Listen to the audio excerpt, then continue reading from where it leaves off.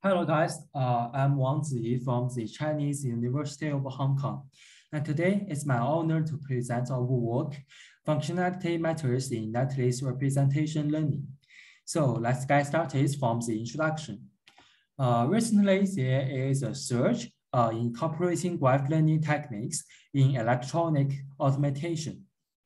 And we found that most existing works, they follow a representation learning paradigm that consists of two steps. First, they learn low-dimensional representations from the high-dimensional raw data, like netlist or layouts.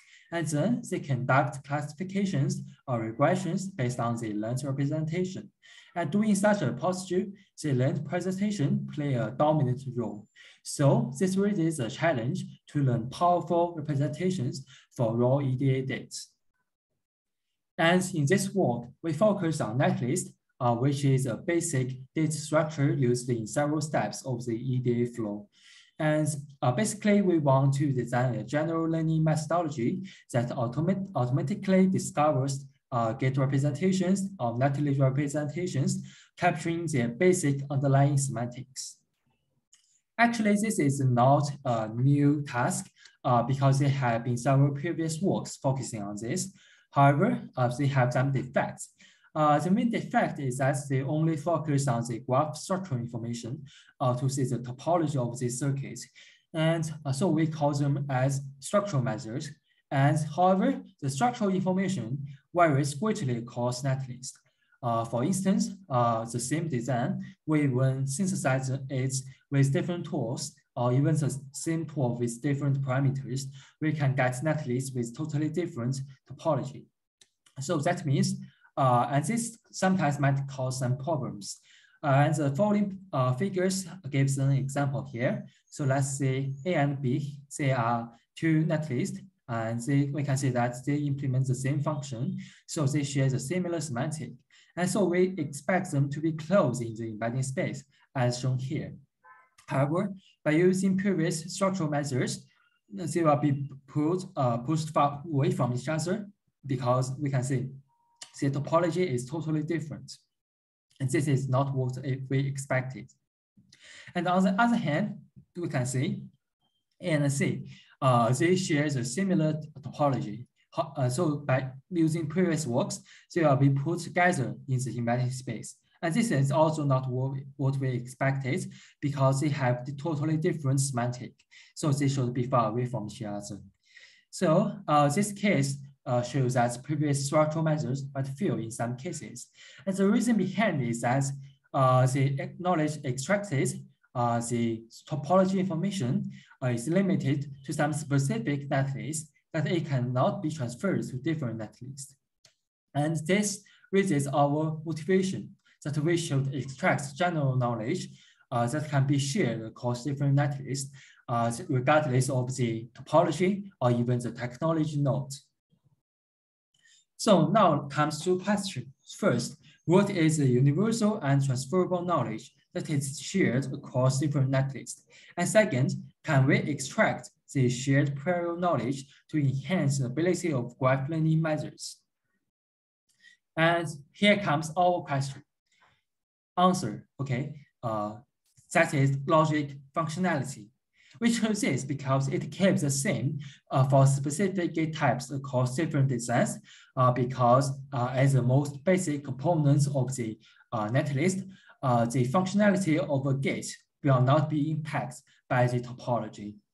So that means it can be transferred and generalized to unseen netlist, even with totally different topology. And that is exactly what we want.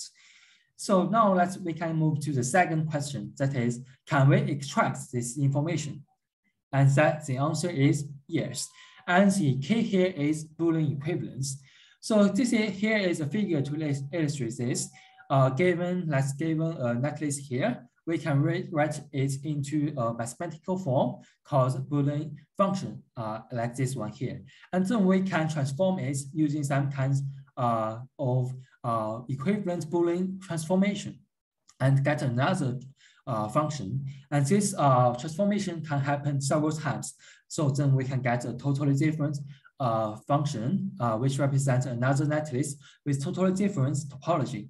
However, since all these transformations are equivalent, so that the semantic will not be changed. That means this netlist, although with totally different topology, it shares a similar semantics as the previous one. Then we can define such a pair of netlists as a positive pair.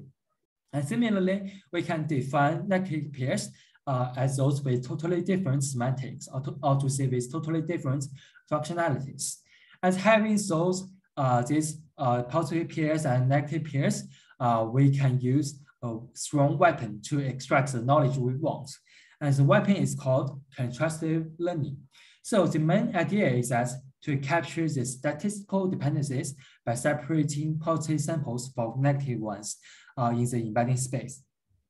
And specifically, we want to let the positive pairs to be as close as enough, and also let the negative pairs to be as far away from each other as enough. And also, usually we can get the positive samples using some kind of augmentation. For example, in the computer vision fields, it can be rotation or anything else. And actually, the augmentation methods is very critical. And previous works has found that the key to the success of CAL is that to generate augmented views that involves enough variance while avoiding semantic changes. So when we try to design something based on the contrastive learning, we should always follow this rule. And here comes our methods.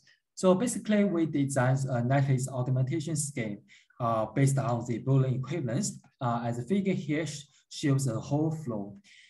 For example, given a netlist as here, we will first randomly select a sub-netlist from it, like this one here, and then replace it with some using the equivalent Boolean transformation. Okay, like as shown here. And this replacement will happen several times so that to involve enough variance. And also, this augmentation will happen twice for each input sample so that we can get two augmented views. I know that all these replacements are equivalent. It will not change its semantic. So the augmented views, they forms a positive pair. Okay, and then by using some kinds of contrastive laws, we can maximize the agreements between the positive samples. That means and then the knowledge shared by these positive pairs, and that's the functionality will be extracted. And to further improve the performance, we present a customized graph neural network called functional graph neural network. And there are two key points. First is the heterogeneous. That means we want to learn an individual aggregator for each gate type. That is to say, we want to fully learn the difference between different gate types. And in practice, we learn 8 basic gate functions, and we transform all the other gates into these 8 basic gates. And another key word here is asynchronous, that our message passing scheme follows the topology order, and that mimics the logic computation procedure. Here is an example. So we know that the functionality of a node is only relevant to its span income. So here we only consider its span income when collecting messages. And so, for example, so the message happens in its neighborhood, like start from the primary inputs, like the blue nodes here, and pass level by level in topology order until reach the final nodes. And during this procedure, each node will not be computed until all its processors are ready. And to further improve the performance, we present a curriculum learning paradigm. That is to say, we want to mimic the learning procedure of human beings from easy to hard. So we first train the model on a smaller number of easy cases, and then train on successively more complex cases with increased batch size. So this is quite similar to what we human beings learn things, with that we first learn some easy courses and then move to more and more hard cases. Okay. And this is a whole overflow. And here note that we also need front-end here after we get the pre-trained model using the Netlist contrastive learning scheme. And front-end here means we still need some labeled data of the specific downstream tasks. However, the difference is that the amount of needed labeled data is much smaller than what we need when we use some kind of supervised methods, because we have already extracted the knowledge we want into this pre-trained model. And now let's move to the experimental results. So we evaluate our proposed framework on 2 different downstream tasks, covering both local scenario and global scenario.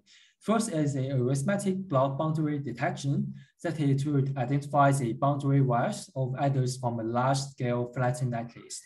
And this is a very typical node-level local task because we will generate node embeddings for each gate. Another is the circuit classification task, that is to distinguish between circuits with different functionalities, like adders, multiplexers, and so on. And this is a very typical circuit-level global task because we will generate one single embedding for each whole circuit. And now let's see the first scenario. So we evaluate on open source RISC-V CPU designs. And here is a disk size that we use Boom for training and Rocket for testing. And altogether, we have 6 different adder architectures involving branch clone, conditional sum, and so on. Okay, and here comes the results. The results are listed in this table. So we compare with 3 previous works. First is a CNN-based work. Another is a general graph neural network for local embeddings, and also a state-of-the-art methods for this task. And we can see that our methods outperforms all the previous ones on all the cases. And we can also see that previous works, they subjected to sharp performance degradation when generalizing to unseen dates. Here, retail means that we only use part of the date. It represents the percentage of the dates used for training. Note that here we have 6 different adder types. Then 1 to 6 means that we only use one of the adder types for training and all the 6 types for testing. So that means that is to test whether the model can perform well when generalizing to unseen data. And we can say that our methods show superior generalization ability compared with previous works.